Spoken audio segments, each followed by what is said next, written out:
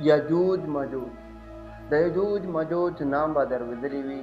نن موږ وایو د یجوج مجوج څه ته وایي، د هغې راتګ به څنګه کېږي. په دې دنیا کې یو هم داسې ځای نشته. آیا په دې دنیا کې داسې ځای شته چې هغه د ګوګل د سټلایټ د نظرو نه پټ وي؟ بالکل حقیقت شته دی.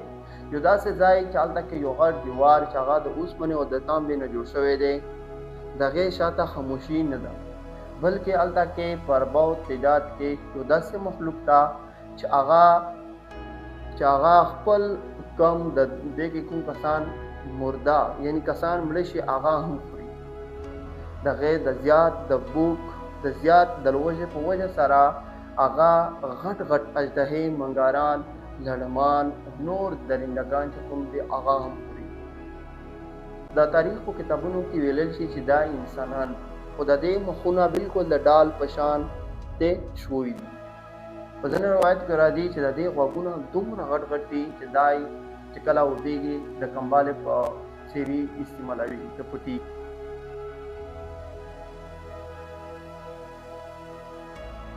نن راځو مونږه د دې دیوار شاته مونږ تاسو سټډي کوو چې د دې شاته څه دي. دننه په زراو کلونه مخته یو بادشاه زرکنیل یوه د غره یو تنګه دارې بنې هغې ته چې ورسېده، نو هلته یې ولیدل چې خلک د ډور په وجه سره هغه تېرېږي. خو د دې غره وروسته د دې درې وروسته یو داسې مخلوق ته چې د هغه د دې قوم فصلونه هم خوري، ورسره دغه خلک چې څه مخې ته ورځي هغه خوري.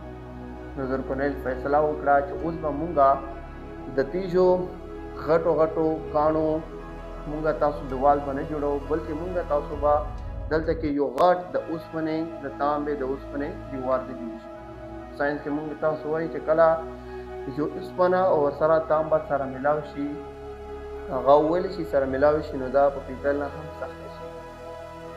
نو چې کله دا دیوار یې جوړ کو اوسه پرې خو دا یې ډېر چک جوړ کو او ډېر مضبوط سخت یې جوړ کو. خو د دې دیوال شاته یاجوج ماجوج اوس تېرېږي، ایثار دي.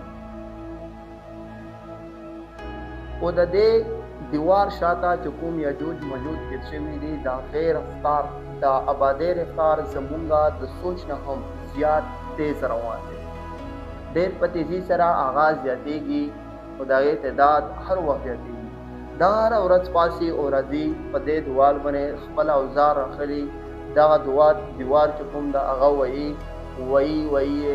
چې کله هغه د ماښامه چې کله دغه ځي نو تقریبا دومره نری کي چې کله د نیو سر شغلې بالکل جوړې شي. هغه مشر وایي چې بس نور کار به سبا کوو. په دې کې یو پوینټ ته هغه پوینټ ته په اینډ باندې دا وایم. نو چې کله دا وایي چې نور کار به سبا کوو، هغه بیا واپس ځي. نو چې کله بیا سبا راځي هغه دیوار په هغې شان غټ شوی وي، بالکل په هغې ترې چک شوی وي. نو هغه بیا داسې خدایي دا زراو کلونه دغه مزدوري دغه دی اوس کوي، خو بالکل دغه ته په هر ځل او مایوسي چې کومه ده هغه دغه مقدر دي.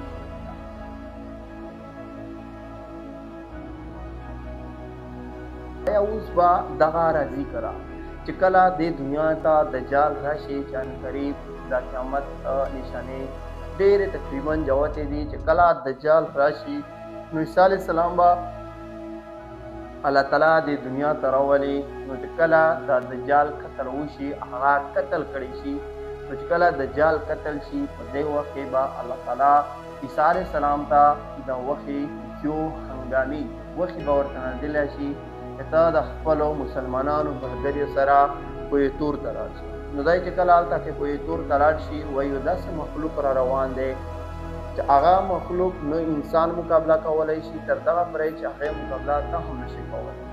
نو کوی تور ته درېمې نو هغه مخلوق چې کوم ده هغه راځي، نو چې کومه ده بیا خپل اوزار راوړي، دغه خو بار دغه ټرای کوي.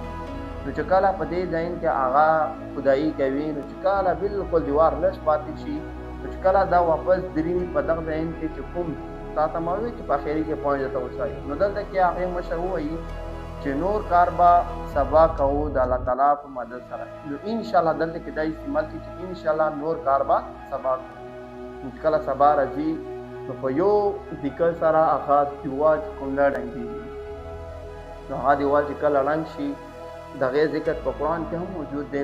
دا به دومره ډېر وي راځي به دې ته وایي د اسرائیل یو دریاب دریای تبریا، هغه به چې کوم جیل ده هغه به ټول وشي. نو چې کله د دې شاته لښکر راځي نو چې کله په هغې راځي هغه به حیران دي چې آیا دلته کې هم اوبه وې، هغه اوبه به ټولې هغې مخ ته چې کوم مخلوق راغلی وي هغې به سلي وي.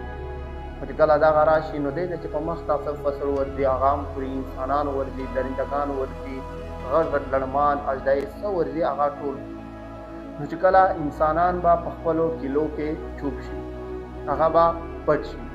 نو چې کله دلته په دې دنیا باندې د ځمکې په مخ باندې څه د مرګ لپاره نه ورځي نو هغه به وایي چې خپل نیزې او تیران دا به په زور سره ونیسي او اسمان طرف ته به وګوري، خو دا به د اسمان په طرف وولي. نعوذ بالله د دې اراده به دا وي چې اوس مونږه د ځمکې مخلوق ختم کوو، اوس مونږه کوشش کوو چې د اسمان او مخلوق ختم کړو. نو وایي چې دا به په خپل زور سره دغه تیران او د نیزې وولي، هغې نه چې کله هلته کې لاړې شي واپس راځي الله تعالی به دغه خلک دغه مخلوق به په ازمیښت کې اچوي. نو هغه به چې راځي سرې به وي. په دې ځای کې به په کلتور کې د مسلمانو بد حال دلته به د خوراک څښاک هر شی به ډېر ګران وي.